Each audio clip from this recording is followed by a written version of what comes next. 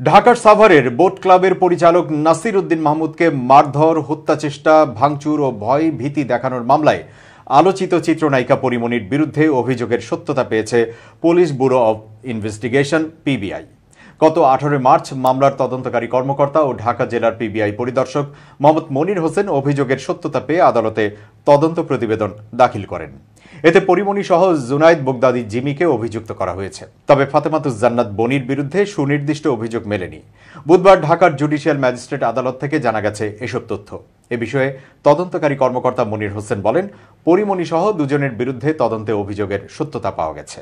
এ বিষয়ে আদালতে প্রতিবেদন দাখিল করেছি। এখন সাক্ষীরা আদালতে এই মামলার অভিযোগ প্রমাণ করবে।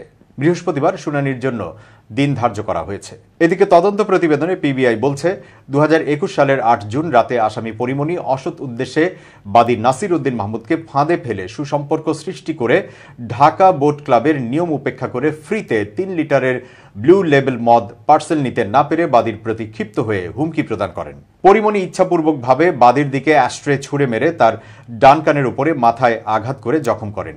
এছাড়া আসামিদের ছোড়া ভাঙা গ্লাসের টুকরায় বাদীর বুকে লাল চিহ্নিত স্ক্র্যাচ মার্কযুক্ত জখম করে ও ক্লাবের বারের ভেতরে যত্রতত্র গ্লাস, কাচের বোতল, অ্যাস্ট্রে ইত্যাদি ছুড়ে ফেলে তাণ্ডব করে, যার ফলে আসামি পরিমণির বিরুদ্ধে বাদীর আনা 323/506 ধারার অপরাধ করেছে মর্মে প্রাথমিক সত্যতা পাওয়া গেছে। তদন্ত প্রতিবেদনে আরও উল্লেখ করা হয়েছে, বারের ভেতরে তাণ্ডব করতে থাকলে সাক্ষী তুহিন সিদ্দিকীকে বাদী নাসির আসামিদের নিয়ে বার থেকে বের হয়ে যাওয়ার জন্য বলেন। তখন আসামি জুনায়েদ বগদাদি জিমি তেড়ে এসে বাদী নাসির মাহমুদকে গালমন্দ করতে করতে এবং হুমকি প্রদর্শনপূর্বক 2-3টা কিল ঘুষি মারেন। এতে আসামি জুনায়েদ বগদাদি জিমির বিরুদ্ধে বাদীর আনা অভিযোগ মতে 323/506 ধারার অপরাধের প্রাথমিক সত্যতা পাওয়া গেছে। আসামি ফাতেমাতুজ জান্নাত বনি ঘটনার সময় ঘটনাস্থলে উপস্থিত থাকলেও তার বিরুদ্ধে বাদীর আনা কোনো অভিযোগের সুনির্দিষ্ট সাক্ষ্য প্রমাণ পাওয়া যায়নি। এর আগে 2022 সালের 6 জুলাই আদালতে মামলাটি করেন ঢাকার সাভারের বোট ক্লাবের পরিচালক নাসির উদ্দিন মাহমুদ। আদালত বাদীর জবানবন্দি গ্রহণ করে একই বছরের 18 জুলাই এই মামলাটি গ্রহণ করে আদালতে তদন্ত প্রতিবেদন দাখিলের নির্দেশ দেন।